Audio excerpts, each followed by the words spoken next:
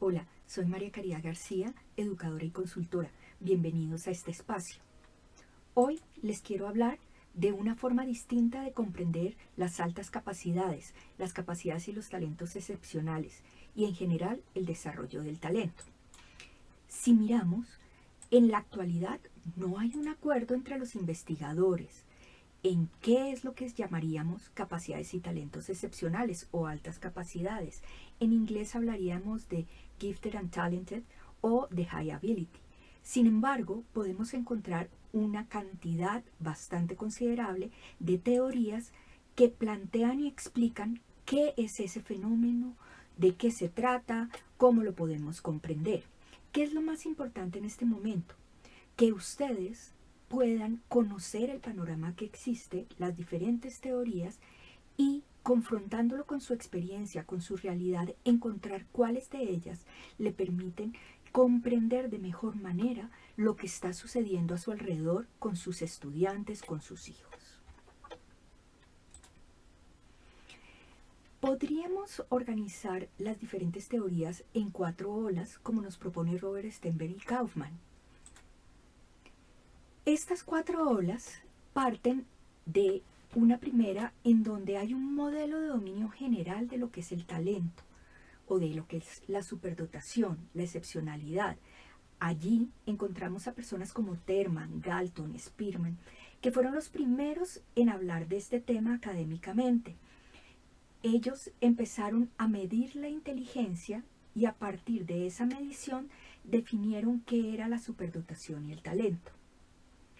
En una segunda ola vamos a encontrar diversas teorías en donde ya no solo se trabaja la inteligencia, sino se empiezan a estudiar otras formas múltiples de ser talentoso o de manifestar ese talento en diferentes campos. Entonces encontramos a Thurston, a Stanley, a Catelia Horn e incluso a Howard Gardner. Ellos, desde su perspectiva, ya no hablan de una inteligencia monolítica, sino de diferentes campos de actuación o dominios en donde esas capacidades o ese talento se ve desarrollado o se ve plasmado. Hay una tercera ola que ya está acercándose más a los años 70, a los 80, a los 90, en donde empiezan tanto para comprender el talento general o las capacidades generales como las específicas, a incluir variables psicológicas adicionales como son la creatividad, la motivación, el compromiso con la tarea, la sabiduría, para comprender ese fenómeno que llaman gifted o talented o que nosotros llamaríamos excepcionalidad. Finalmente, encontraríamos una cuarta ola, que son los modelos más contemporáneos en donde el talento, las altas capacidades se entienden como algo que no es estructural, sino que se desarrolla, no en todas las personas, en algunas personas, pero que requiere de unas condiciones ambientales, unas condiciones personales para transformar esas capacidades en producción creativa, experticia, competencia, entre otros muchos. También en la historia uno podría hablar unos hitos, sobre todo en la comprensión de lo que serían las capacidades y talentos excepcionales o las altas capacidades, como lo llaman en buena parte de Latinoamérica. Un primer hito es que se pasa de ser un atributo que involucra únicamente a la inteligencia a involucrar otros atributos, como pudimos ver en el paso de las diferentes olas que nos presenta Robert Sternberg. Un segundo punto es que se pasa de hablar de un atributo estructural de la persona, del ser, a ser un atributo que emerge de sus acciones, de su comportamiento, de su proceso evolutivo y de desarrollo. También se pasa de ser un problema clínico a ser un problema educativo. Es decir, en un inicio, quienes abordaban el problema del desarrollo del talento eran psicólogos, y mucho del trabajo que se hacía era en buscar cómo ajustar a la persona a la sociedad. Pero ¿qué se ha encontrado? Que cuando hablamos de desarrollo de talento estamos hablando de un problema educativo y que muchos de esos problemas clínicos que se detectaban de desajuste están determinados sobre todo por una disincronía entre lo que la persona educativamente y en su desarrollo necesita y lo que el entorno pues le ofrece. Es decir, no es un problema de arreglar a la persona, es un problema de construir ambientes enriquecidos que permitan a la persona ser quien es, cultivar su potencial, compensar sus debilidades y desarrollarse integralmente. Otro hito que aparece es de pasar de capacidad excepcional a talento, hablando del concepto de talentí, que lo plantea un autor que se llama François Gagné. Se pasa de una educación centrada en el estudiante excepcional, en la persona superdotada, a pensarse en un entorno de desarrollo de talento. Para estas personas, sí, para otras muchas también, pero lo esencial es que entendemos que esta excepcionalidad es un proceso donde hay un crecimiento, donde hay un desarrollo. Luego pasamos de modelos centrados en comprender y en atender al excepcional o a la excepcional a modelos de educación y de atención para el desarrollo del talento, para ofrecer oportunidades diversas dependiendo de qué es lo que la persona en su momento está necesitando. También pasamos en un cambio en el giro ético y político de la comprensión del desarrollo del talento. Se pasa de una ética de mercado en donde la esencia del desarrollo del talento está en generar mayor capital social, a entender que no puede haber desarrollo del capital social si no hay desarrollo de la persona. Luego estamos empezando a pensar que esto es un problema de crear capacidades y de movernos en una ética del cuidado de la persona. Solo cuando logro generar condiciones de desarrollo sanas y plenas, voy a lograr una sociedad sana y plena. Y finalmente, un aprendizaje que nos ha traído las últimas décadas en el campo del desarrollo del talento es que mucho de lo que nosotros hacemos para estos estudiantes que tienen unas capacidades naturales bastante sobresalientes puede ser aplicado para toda la escuela y, como plantea Renzulli, genera un desarrollo total del sistema escolar. Pasamos entonces de una educación para unos pocos a extender y preocuparnos por cómo puedo aprovechar esto para todos los demás también. Hay un punto en el que quisiera hacer énfasis. Dentro de las teorías, entonces vamos a encontrar unas teorías que son esencialistas y otras que son desarrollistas. Ya no es un secreto para ustedes, después de haberme escuchado, que mi postura claramente es desarrollista. En una postura esencialista, el talento, las altas capacidades, la excepcionalidad, la superdotación se entiende como algo estructural de la persona, con lo que naces y que en sí mismo va a irse desarrollando. Y lo que yo tengo que hacer es una educación para esa persona. Para eso, la pregunta central que un esencialista se resuelve es ¿quién es? ¿Quién es y quién no es la persona excepcional? Sin embargo, desde una perspectiva desarrollista, la pregunta más importante no es quién es o quién no es, sino bajo qué condiciones emerge ese potencial. ¿Por qué? Porque tú puedes encontrar el potencial latente o ya manifiesto. Si tú no ves el potencial de tu estudiante o de tus estudiantes, puede ser porque no tengan capacidades excepcionales. Esa es una posibilidad. Pero también puede ser porque no haya tenido oportunidades para que eso se haya manifestado, para que eso se haya desplegado. Pero también puede ser que no lo ves porque lo miras con las gafas equivocadas, lo miras fuera de contexto, estás esperando ver que se manifieste de una forma distinta a la que se está manifestando.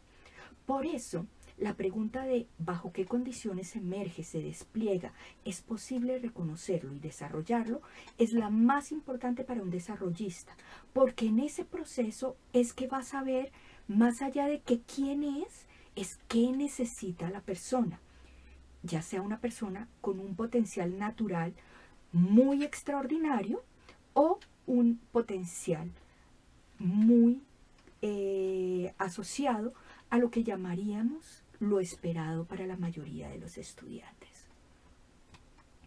Dentro de estos modelos desarrollistas quisiera hacer un énfasis en 4 elementos de 4 teorías. Empezaría con el modelo de Renzulli. Renzulli en los 70s rompe con el paradigma de la persona superdotada como aquella que solamente tiene un CI por encima de 130, una inteligencia superior, y empieza a preguntarse de dónde surge la excepcionalidad. Al hacerse esa pregunta, él empieza a encontrar que hay 2 tipos de personas: aquellos que manifiestan talento en sus logros escolares, en los puntajes, en las pruebas, pero también hay otros que manifiestan ese talento en la producción creativa, en la experticia. Sus logros se ven manifestados en ese tipo de actividades, pero no siempre este tipo de personas son reconocidas desde los modelos tradicionales de identificación. Entonces, él empieza a pensar que estamos enfocando el asunto de la comprensión de dónde surge la excepcionalidad un poco mal, que lo importante es preguntarnos por esos comportamientos excepcionales y cómo emergen, porque el talento desde su perspectiva, la excepcionalidad, las capacidades excepcionales, no son algo que yo tengo, es algo que surge de mis acciones. Él habla de comportamientos excepcionales, gifted behaviors. Lo siguiente es que él encuentra que estos comportamientos excepcionales tienden a emerger de la conjunción de 3 aspectos, que sería la teoría triádica que él plantea. Uno es una capacidad por encima del promedio. En general, las personas que tienen esos logros excepcionales tienen una capacidad más allá de lo esperado para su edad, pero no necesariamente una capacidad muy por encima, 2 desviaciones estándar por encima del promedio o 3. Lo segundo que tienen es un gran compromiso por la tarea, que es un tipo de motivación que te lleva no solo a que te guste y te fascine algo, sino a querer actuar. Y finalmente, niveles de creatividad. ¿Qué es lo más maravilloso de esta propuesta? Que tanto el compromiso con la tarea como la creatividad son cosas que uno desarrolla en el aula, ¿sí? Tenemos unas capacidades que hablarían de las capacidades naturales de las personas y las que han podido desarrollar en su entorno, pero nosotros como maestros también podemos construir y desplegar y ayudarles a desplegar ese compromiso por la tarea y esa creatividad, de manera que el problema de la emergencia, del talento, de la excepcionalidad, se nos vuelve ya un problema de entorno, de crear capacidades. Un segundo autor es François Gagné. François Gagné tiene un modelo muy bonito en donde nos plantea que además estas capacidades, toda persona tiene unas capacidades naturales, algunas serían innatas y otras las ha desarrollado en sus primeros años de vida sin necesidad de que un mediador se las cultive. Todos tenemos un perfil y hay unas personas que en ese perfil de capacidades tiene unos atributos y unos elementos que sobresalen por encima de la población. Dominios como el intelectual, el creativo, el social, el perceptual y el muscular o el control motor son algunos de los dominios en donde estas capacidades se ven. Pero él lo que llama talento es cómo construimos a partir de esas capacidades naturales unas competencias, una capacidad de actuar en ese dominio, de crear, de ser experto, de transitar como parte de esa cultura del dominio específico, que lo llama él competencias. Entonces, él encuentra unos campos en donde ese talento se manifiesta: el campo académico, el técnico, las ciencias, las artes, los servicios sociales, las administrativas, las operaciones comerciales. Y en el proceso entre el paso de las capacidades y las competencias, todos los seres humanos somos una cosa que él llama talentí, es decir, una persona con potencial desarrollo de talento. Y a veces ese desarrollo es excepcional. es más allá de lo esperado para mi condición, mi edad, mi situación. Ahora, de la teoría de él hay dos elementos muy importantes educativamente. Y es que él identifica que existe una cosa que se llaman catalizadores, así como en química, que son elementos que permiten que una reacción funcione más rápidamente o que trabaje de cierta manera o la otra. Él plantea que existen dos tipos de catalizadores que favorecen o que dificultan el paso de las capacidades naturales a las competencias. Encontramos capacidades que son, por ejemplo, intelectuales, que en ciertos medios se cultivan mejor porque hay riqueza de recursos o porque hay individuos que nos permiten hacerlo. Pero también él plantea unos catalizadores intrapersonales que tienen que ver, por ejemplo, con características físicas, personales, mentales, con características motivacionales como la conciencia, como la voluntad, que permiten hacer ese paso entre capacidades y competencias. Un elemento también muy interesante es que él reconoce que existe el azar, y en el azar ocurren muchas cosas que permiten el paso de las capacidades a los talentos. Sin embargo, en los últimos desarrollos de su teoría, él reconoce que el azar siempre está mediado por la agencia personal y en algunos casos por la agencia de otros individuos. Como dice el dicho, la suerte solo favorece a los que están bien preparados. Múltiples personas pueden enfrentarse a la misma coyuntura, al mismo zeitgeist, pero no todos aprovechan las oportunidades de manera constructiva, y es el fortalecimiento de esas capacidades intrapersonales la que permite el aprovechamiento y la búsqueda de esas oportunidades que la casualidad y el azar nos puede dar.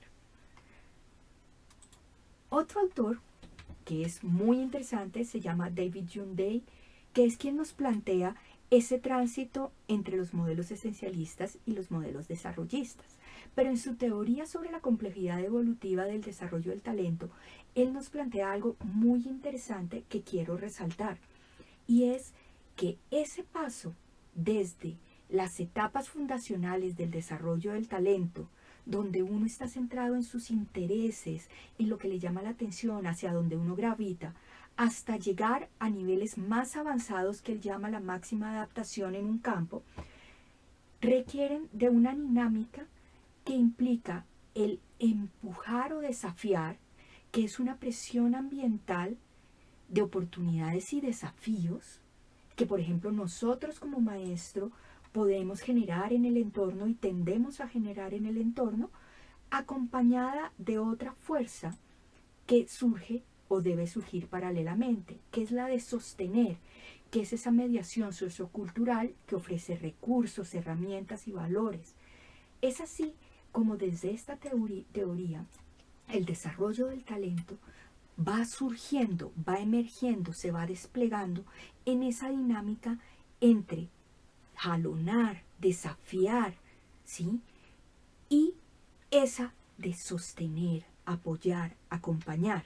Es un fino conjunto de oportunidades que uno como maestro va descubriendo cuando un niño necesita o una niña desafío, cuando necesita apoyo.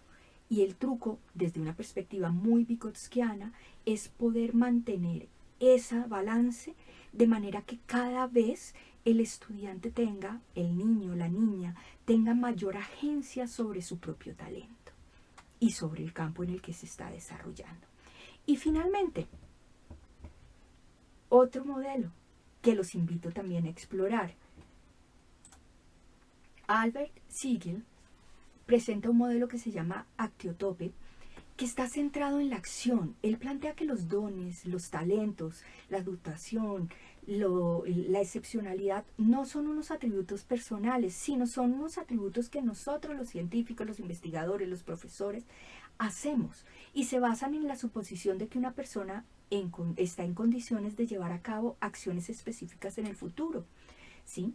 Entonces, ese comportamiento excepcional se manifiesta cuando una persona tiene el deseo de hacer algo, la capacidad para hacerle, la conciencia de que lo puede hacer y cuando el entorno considera que ese comportamiento es importante hacer y lo llamaríamos un comportamiento excepcional o un gifted behavior, como lo llamaría Renzulli.